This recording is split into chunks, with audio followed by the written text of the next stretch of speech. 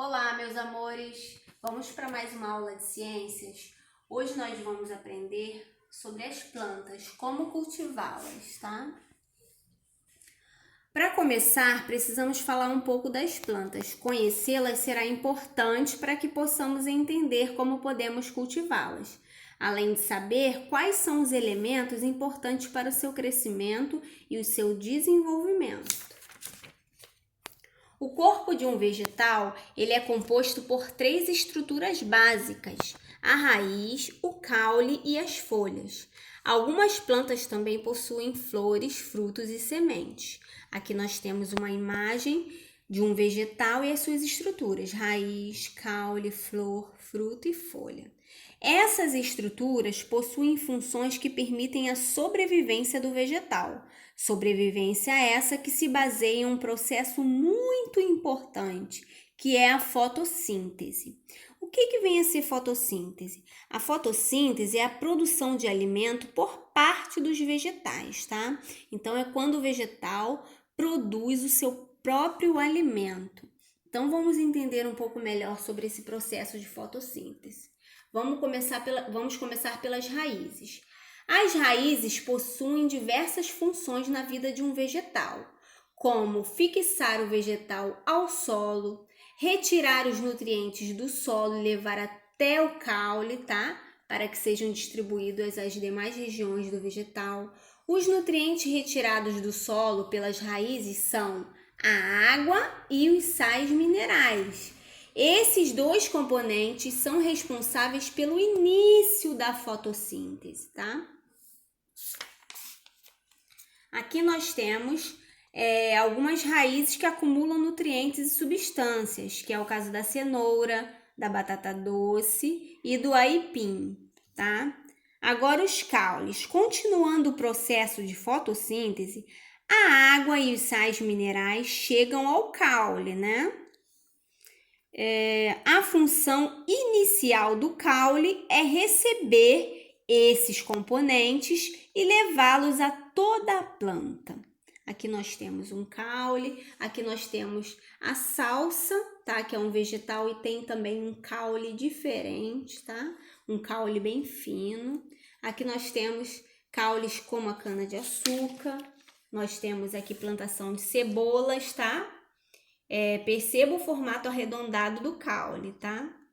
As folhas são as famosas cebolinhas usadas em temperos. Aqui nós temos a batata inglesa, caule conhecido como tubérculo, parte enterrada com reserva de nutrientes. Aqui nós temos as folhas. As folhas são responsáveis por receber a luz do sol e o gás carbônico, que também serão usados no processo de fotossíntese, né? Após a produção do alimento, o oxigênio é liberado pelas folhas para o ambiente, tá? As folhas também são usadas no nosso dia a dia na alimentação. O agrião, a rúcula, o repolho e o espinafre, tá? São alguns exemplos de folhas na alimentação. Agora, flores, frutos e semente. Essas 3 estruturas estão relacionadas à reprodução do vegetal. Os frutos se formam a partir de partes amadurecidas das flores e as sementes se desenvolvem após o amadurecimento dos óvulos das flores. Aqui nós temos um exemplo de uma flor utilizada na nossa alimentação, que é a couve-flor, tá? Aqui nós temos frutos, tomates, né, pimentões. Aqui nós temos já uma semente, que é a soja, tá? Temos outros exemplos de sementes, como milho, girassol, entre outros. Ambientes para o cultivo. As plantas são seres que dependem de um solo para se desenvolverem. Esse solo precisa de alguns componentes importantes, que é a presença de matéria orgânica. O que vem a ser isso, presença de matéria orgânica? São os restos de matérias de origem vegetal e animal, como cascas de frutas e legumes, que são, né, jogados no solo e entram em decomposição, né? Se desfazem com o tempo, tá? Então, ajudando o solo ficar mais rico em nutrientes, tá? Nós temos também a água, os sais minerais, boa circulação de ar, presença de seres vivos como as minhocas. Então, esses componentes ajudam o solo e ajudam as plantas a se desenvolverem melhor, tá?